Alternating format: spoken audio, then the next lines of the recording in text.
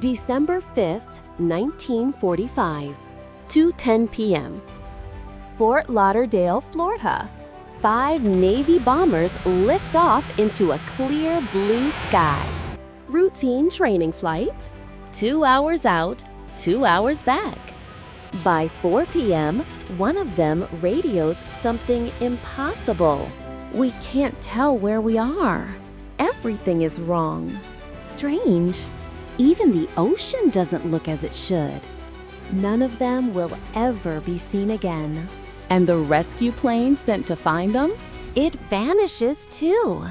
14 men climb into 5 TBM Avenger torpedo bombers on a Wednesday afternoon.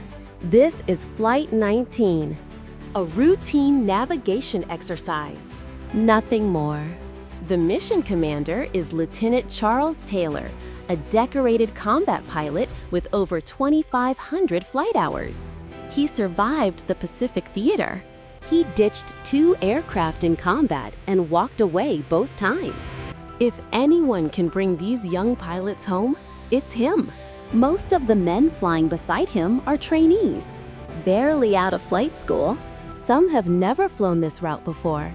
For them, today is practice. A box pattern over the Atlantic, east, then north, then back to base. 90 minutes of open ocean, then home in time for dinner. The Navy calls this stretch of water routine. Unremarkable. Just another training corridor off the Florida coast. But sailors have been telling stories about these waters for decades. Ships gone without a trace. Compasses spinning for no reason. Weather that turns without warning. Taylor doesn't believe in superstition. He believes in instruments. In procedure. In protocol. That belief is about to be tested. But that was just the beginning. 3:40 p.m. Radio traffic changes tone. Taylor reports his compasses are malfunctioning. Both of them. At the same time, he tells ground control he believes he's over the Florida Keys, hundreds of miles off course from where he should be. Instructors on the ground are confused. Taylor is an experienced pilot. This isn't the kind of mistake he makes. They tell him to fly north toward Miami. He does. But something is wrong. The ocean beneath him doesn't match what he expects to see. What happened next changed everything. 4 p.m. Radio contact grows worse. Voices crackle in and out. Other pilots in the flight can be heard on open channels, confused, arguing about direction. One trainee is recorded saying he believes they should fly west. Taylor overrules him. He insists they are somewhere they are not. This is the moment training and instinct collide and lose. Fuel is not infinite. Daylight is not infinite. And 5 aircraft flying in formation are now trusting a leader whose instruments have betrayed him. 4:25 p.m. A transmission breaks through, weaker now.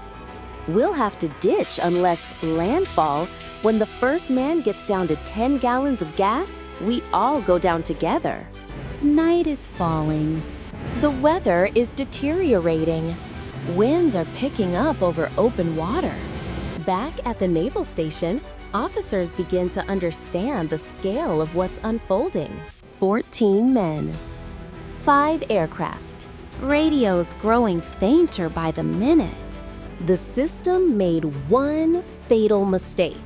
No one had verified Taylor's instruments before takeoff. No one caught the error in time. And now there is no way to guide 5 lost aircraft home in the dark. 6:20 p.m. Radio contact is lost completely. Search and rescue is activated immediately. Every available aircraft in the region is ordered into the air. Among them, a TBM Mariner flying boat, call sign Training 49, carrying 13 crew members. Its job is simple: locate Flight 19, guide them home, or find wreckage if the worst has happened.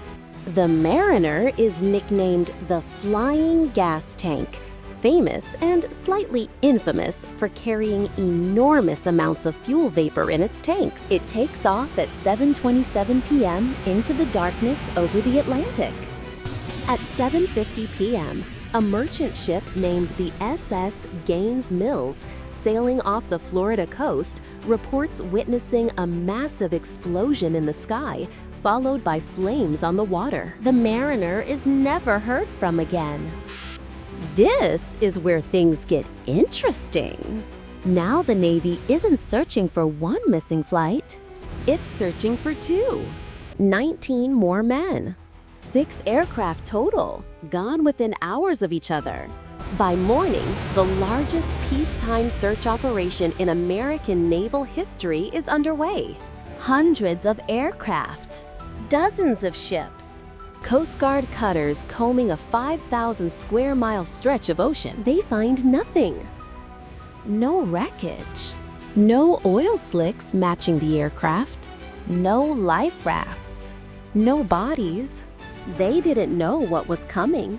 For 5 straight days, the search continues around the clock. Investigators pull weather logs, radar tracking, and radio transcripts. They interview every instructor, mechanic, and control tower operator who had contact with Flight 19 that afternoon. What they piece together is chilling in its ordinariness and its mystery. The compasses, Taylor's confusion about location, the overruled navigator, the fuel running out as darkness fell, rough seas, a likely ditching in the ocean, at night, in swells that investigators estimate could have exceeded 10 feet. For the TBM Avenger, a ditching in rough water is often catastrophic. The aircraft is known to sink within seconds, nose-heavy, unstable, unforgiving. If the 5 bombers went down together in the dark, as Taylor's final transmission suggested they might, there may have been little chance for survival, and even less chance of finding wreckage before the current pulled it under. The Mariner's fate seems more explainable, if no less tragic. Multiple witnesses reported an explosion in the exact sea corridor where Training 49 was flying, at the exact time it lost contact.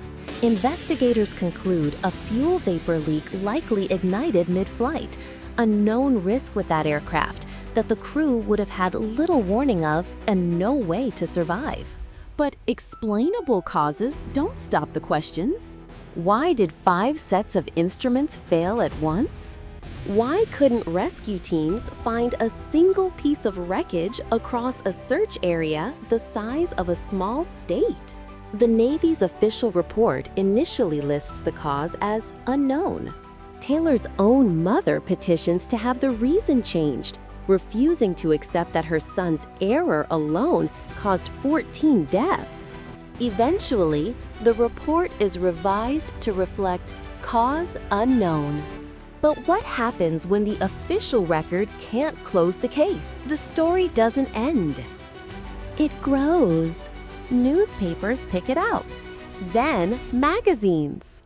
Then, decades later, a name is coined for this stretch of ocean, the Bermuda Triangle. Flight 19 becomes its founding legend, the case that launches 1,000 theories, from magnetic anomalies to something far stranger.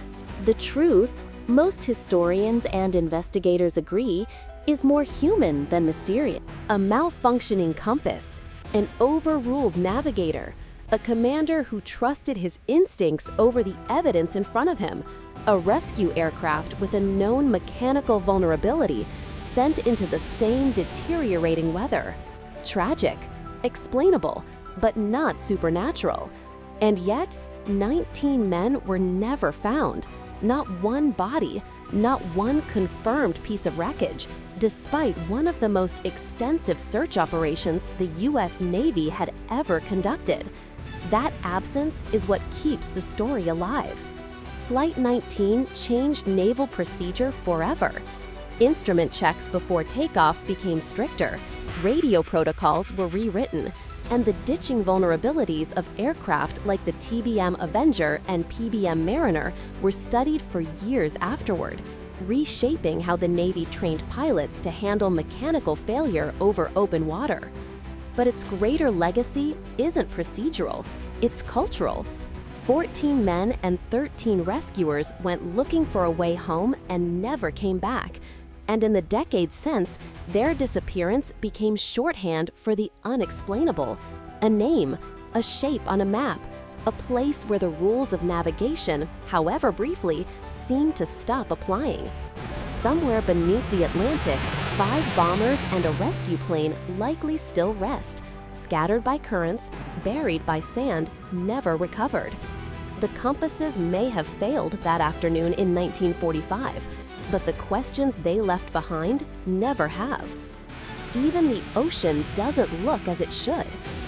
Those were among the last words anyone heard from Flight 19. 80 years later, we're still trying to understand what he meant.